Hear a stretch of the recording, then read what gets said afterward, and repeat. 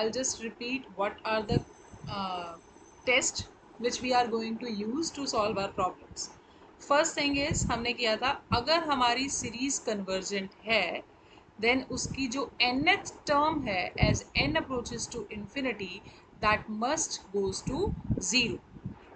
ठीक है, अगर सीरीज कन्वर्जेंट है देन उसकी nth टर्म कहाँ जाती है, ज़ीरो पे as n approaches to infinity. It means अगर किसी सीरीज की nth टर्म ज़ीरो पे नहीं जा रही, कौन सी सीरीज की बात करेंगे हम, पॉजिटिव टर्म सीरीज की. अगर किसी पॉजिटिव टर्म सीरीज की nth टर्म ज़ीरो पर नहीं जा रही, इसका मतलब वो सीरीज कन्वर्ज नहीं कर सकती.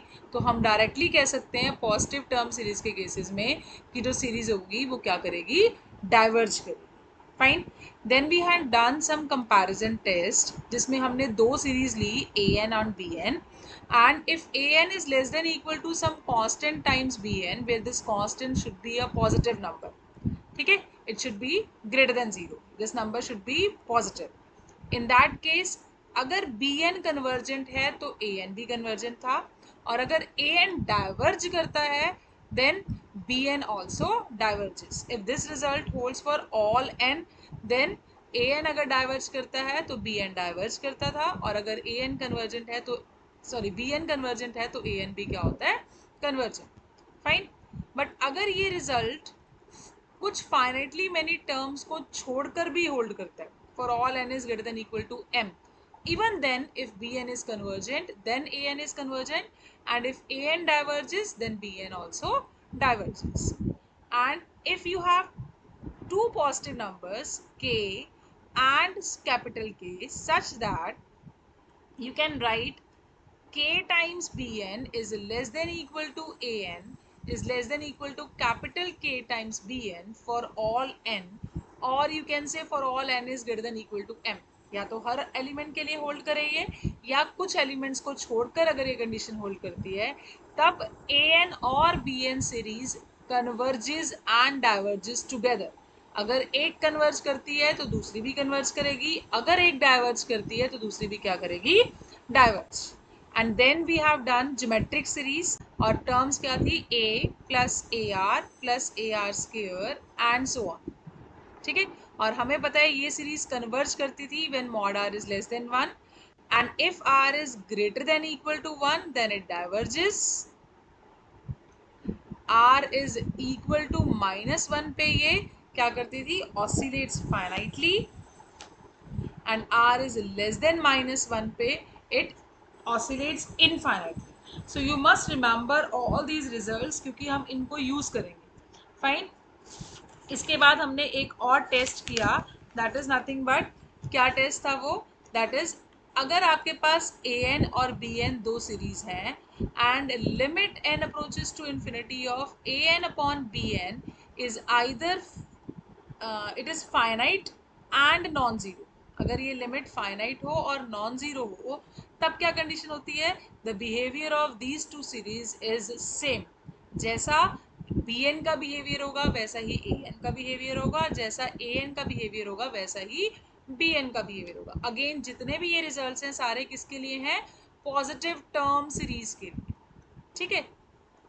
नाउ नेक्स्ट एक रिजल्ट और किया, अगर ये लिमिट फाइनाइट और नॉन जीरो के अलावा है, यानी कि ये लिमिट या तो जीरो हो सकती है या ये लिमिट इन्फिनिटी भी तो हो सकती है, उस केस में क्या बिहेवियर होगा सीरीज का. अगर ये लिमिट जीरो है देन अगर bn सीरीज कन्वर्ज करती है तो an सीरीज भी कन्वर्ज करेगी, और अगर ये लिमिट इन्फिनिटी है तो अगर bn डाइवर्ज करती है तो an भी क्या करेगी, diverge. Fine. Then we have done the p series. p series में क्या किया, sigma 1 by n raise to power p. ये सीरीज कब कन्वर्ज करती है, if p is greater than 1 and diverges for p is less than equal to 1. ये सारे results हम अभी क्वेश्चंस में यूज करेंगे. फाइन. अब मैं ये बताऊंगी कि इनको कैसे अप्लाई करना. So let's take first question, that is summation 1 by n square raise to power 1 by n. ये सीरीज दी हुई है, you have to check whether this series is convergent और डाइवर्जेंट. सबसे पहले मैं क्या करती हूँ, इसकी nth टर्म लिखती हूँ. nth टर्म क्या आएगी, that is nothing but 1 by n square raise to power 1 by n. अब ये पॉजिटिव टर्म सीरीज है या नहीं, n की वैल्यू 1 से शुरू हो रही है तो ऑब्वियसली ये वैल्यू क्या आएगी, पॉजिटिव। इट मीन्स कि ये पॉजिटिव टर्म सीरीज है। अगर ये पॉजिटिव टर्म सीरीज है तो या तो ये कन्वर्ज करेगी या डाइवर्ज करेगी इन्फिनिटी पे। तो इसकी nth टर्म चेक करते हैं, as N approaches to infinity पे ये 0 पे जा रही है या नहीं। So what is the limit of this function as n approaches to infinity?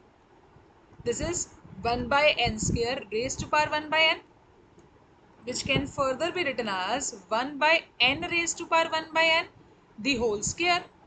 अब मतलब मुझे ये लिमिट निकालने के लिए किसकी वैल्यू चाहिए, इसकी लिमिट चाहिए, n raise to power 1 by n की लिमिट चाहिए। तो n raise to power 1 by n की लिमिट निकालने के लिए v substitute this is equals to y। ठीक है, अगर ये y के इक्वल है, apply log both sides, this is log of n raise to power 1 by n, और जो पावर होती है लॉग में वो आगे आ जाती है। ठीक है, now it means limit n approaches to infinity of log y is equal to limit n approaches to infinity of 1 by n log n। ठीक है, अगर n इन्फिनिटी पे जा रहा है तो log infinity is infinity, divide by n है तो इसका मतलब ये भी इन्फिनिटी पे जाएगा। इसका मतलब it is nothing but infinity by infinity form. और आप लोगों ने एडवांस कैलकुलस में ये टॉपिक किया था कि अगर इन्फिनिटी बाय इन्फिनिटी फॉर्म बनती है तो हम क्या लगाते हैं, एल हॉस्पिटल रूल। सो क्या करोगे, log n का डेरिवेटिव भी निकालोगे और डिनोमिनेटर में n का डेरिवेटिव। सो log n का derivative 1 by n and n का derivative 1। So what we get, limit n approaches to infinity 1 by n। Finally ये बचा, और जब n इन्फिनिटी को अप्रोच कर रहा है तो ये किस पे जाएगा, 0 पे। So it means limit n approaches to infinity of log y is nothing but 0। ठीक है, तो y की लिमिट क्या होगी, limit of y is nothing but exponential apply करते दोनों side, that is e raise to power 0। It means this limit is equal to 1, e raise to power 0 is 1, और y कितना था, that is nothing but n raise to power 1 by n, यानी कि इसकी limit क्या होगी हमारे पास 1। अब ये वैल्यू अगर हम ऊपर सब्स्टिट्यूट करें, so what will get, this limit is 1 when n approaches to infinity. इसका मतलब टोटल वैल्यू भी कितनी आई, 1, and it is not approaching to 0 as N approaches to infinity. इसका मतलब पॉजिटिव टर्म सीरीज की nth टर्म 0 पर नहीं जा रही as N approaches to infinity. Therefore series diverges, converge तो कर नहीं सकती और पॉजिटिव टर्म सीरीज है, therefore this series diverges and it diverges to infinity. Fine, let's do one more example. You have to check the convergence or divergence of this series. n goes to 3 to infinity. ठीक है, अब इसकी convergence और divergence check करने के लिए first of all n यहाँ पे 3 से स्टार्ट हो रहा है। तो अगर n की वैल्यू 3 है तो obviously log n when n is greater than 3 और equal to 3, this is always greater than 1। ठीक है, तो अगर ये वैल्यू 1 से बड़ी है तो इसका रेसिप्रोकल क्या होगा, it is less than 1। Fine, अब यहाँ क्या फंक्शन है, 1 by N cube log N. तो अगर मैं दोनों साइड 1 बाय एन क्यूब से मल्टीप्लाई कर दूँ, so what I will get, 1 by N cube अब into log N is less than 1 by N cube. This result hold for all N is greater than equal to 3। क्यों, क्योंकि ये result hold करता है for all N is greater than equal to 3। अब कौन सा test लगाएं, इस सीरीज की कन्वर्जेंस और डाइवर्जेंस चेक करनी थी। ये सीरीज की टर्म्स इसकी टर्म से क्या आ रही हैं, lesser, and this is nothing but a P series where p is 3। और हमने p सीरीज टेस्ट किया है, p सीरीज क्या कहता है, if p is greater than 1 then that series converges. इसका मतलब क्या हुआ, ये जो सीरीज आ रही है वो कन्वर्जेंट है, तो ऑब्वियसली इससे लेसर वाली सीरीज भी क्या होगी, convergent. Fine, so what we get, this series also converges.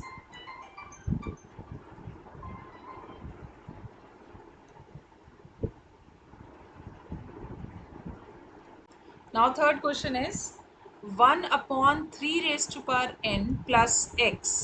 You have to check the convergence or divergence of this series where x is greater than 0. कैसे करोगे चेक, हमें पता है x 0 से बड़ा है, तो अगर मैं इसमें 3 raise to power n add करती हूँ तो ऑब्वियसली ये भी 3 रेज टू पावर n से बड़ा होगा।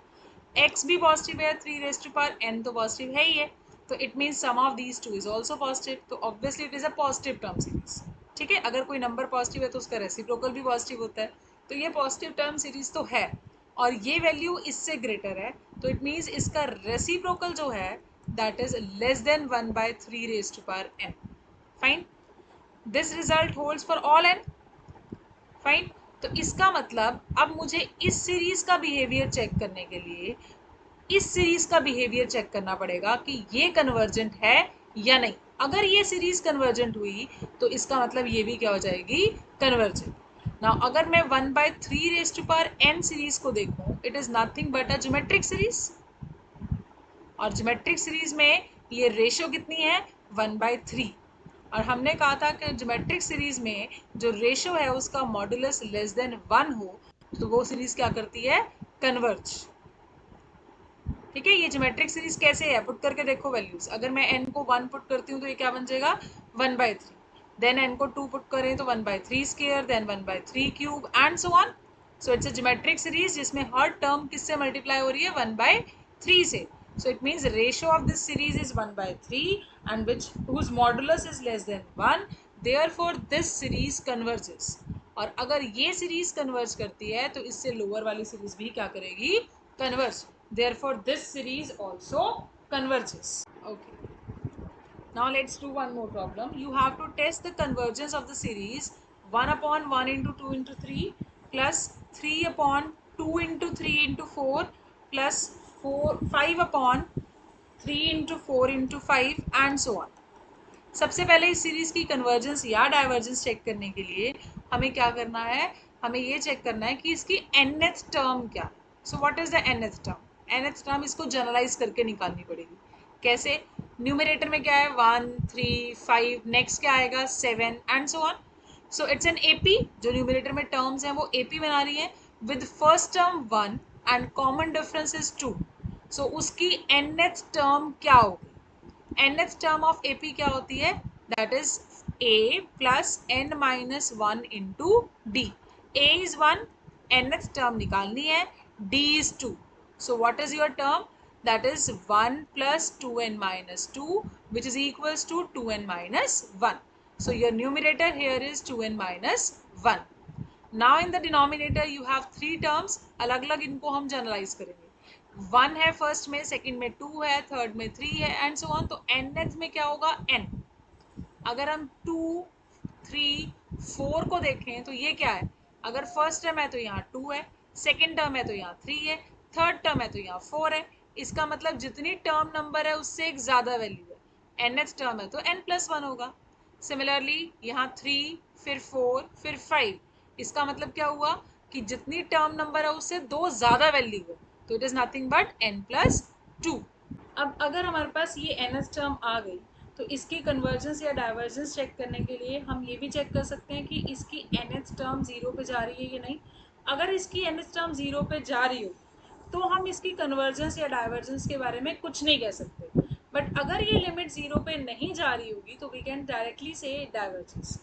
ठीक है, so first we check whether the limit n approaches to infinity पे an कहाँ जाएगा। When n approaches to infinity, this is nothing but 2n minus 1 upon n into n plus 1 into n plus 2। अब इस तरह के questions को हम कैसे सॉल्व करते हैं, न्यूमरेटर और डिनोमिनेटर में n की जितनी मैक्सिमम पावर होती है उससे हम न्यूमरेटर और डिनोमिनेटर को डिवाइड कर देते हैं। तो what is the maximum power of n, that is n cube. So numerator is also divided by n cube and denominator को भी किससे डिवाइड करेंगे हम, n क्यूब से। एक n यहाँ कैंसिल आउट एंड 2n² बचा तो एक एक n इन दोनों के नीचे ले जाएंगे। So we can write it as limit n approaches to infinity of 2/n² minus 1/n³ whole divided by n plus 1/n into n plus 2/n।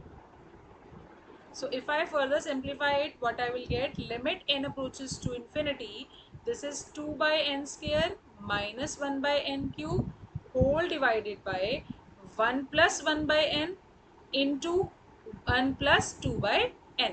और अगर अब मैं लिमिट अप्लाई करूँ तो ये वैल्यू भी 0 पे जाएगी, ये भी 0 पे जाएगी, ये भी 0 पे जाएगी और ये भी 0 पे जाएगी, तो it means total value goes to 0 and division में क्या आएगा 1 इंटू 1, तो इट मीन्स लिमिट किस पे गई 0 पे। इसका मतलब nth टर्म तो 0 पे जा रही है, but I can't say anything about it's convergence. अगर लिमिट 0 ना होती तो हम कह सकते थे कि ये डाइवर्स करेगा, बट अगर लिमिट 0 आ रही है तो हम ये नहीं कह सकते कि ये सीरीज क्या करेगी कन्वर्ज, तो हमें कुछ अनदर मेथड अप्लाई करना पड़ेगा। ठीक है, तो इसीलिए बुक में क्वेश्चंस में पहले ये चेक नहीं करते, बट हमें ये क्लियर होना चाहिए कि हमने चेक क्यों नहीं किया। फाइन, अब ए एन हमारा ये है, हमें बी एन कुछ ऐसा चूज करना है, या तो हमारी ए एन की वैल्यूज उस बी एन के किसी मल्टीपल से लेसर हो जाए, या हम ऐसी वैल्यू चूज करें कि A N upon B N such that limit N approaches to infinity ये value finite and non zero आ जाए। ठीक है, तो अब आप चीज यहाँ ध्यान दो बेसिकली कि इसमें ऐसी कौन सी चीज थी जिसने इस लिमिट को 0 बनाया, उस चीज को हम बी एन मान लेंगे, और ऑब्वियसली बी एन जब ए एन से डिवाइड होगा तो उसको कैंसिल आउट कर देगा और हमारी लिमिट जो है वो 0 नहीं बनेगी। क्या चीज थी यहाँ पे, अगर मैं इस टर्म को ए एन को इस फॉर्म में लिखूं, ए एन हमारा क्या है, हमने एन क्यूब से मल्टीप्लाई एंड डिवाइड कर दिया, पास क्या आया 2 by n square minus 1 by n cube divide by 1 plus 1 by n and 1 plus 2 by n. अब बेसिकली इसमें से 1 by n square we can take common, बाकी क्या बचा 2 minus 1 by n and 1 plus 1 by n, 1 plus 2 by n. अगर ये term cancel out हो जाए तो हमारी लिमिट क्या आएगी, अगर ये टर्म ना हो तो लिमिट क्या आएगी, limit N approaches to infinity पे ये 0 पे जाएगा, ये 0 पे जाएगा और ये 0 पे जाएगा, तो लिमिट क्या बन जाएगी 2 upon 1 into 1 is 2। It means ये फैक्टर है जो इस पूरी लिमिट को कहाँ लेके जा रहा है 0 पे। ठीक है, as N approaches to infinity, तो इट मीन्स मैं बी एन को क्या चूज करूँ 1 by n square.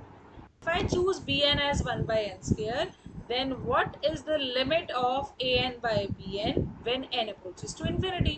an by bn क्या बनेगा फिर, an क्या है हमारे पास 1 by n square 2 minus 1 by n divide by 1 plus 1 by n into 1 plus 2 by n, और bn क्या है 1 by n square, तो डिनोमिनेटर में ही आएगा bn, ये इससे cancel out. Now what is the limit, limit is n approaches to infinity where 1 by n approaches to 0, this also approaches to 0, this also approaches to 0, it means the value is 2 upon 1 into 1, so it is 2 which is finite and non-zero, therefore behavior of these two series is same. Now what is the behavior of bn series, bn series nothing but 1 by n square which is a p series, for p is greater than 1 this series converges, और p यहाँ पे कितना है 2, तो it means bn series converges, therefore the series an also converges.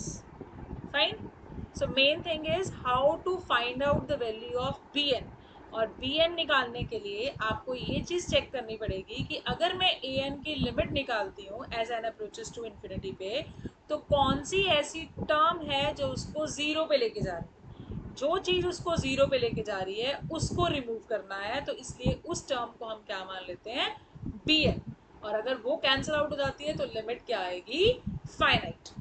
Clear,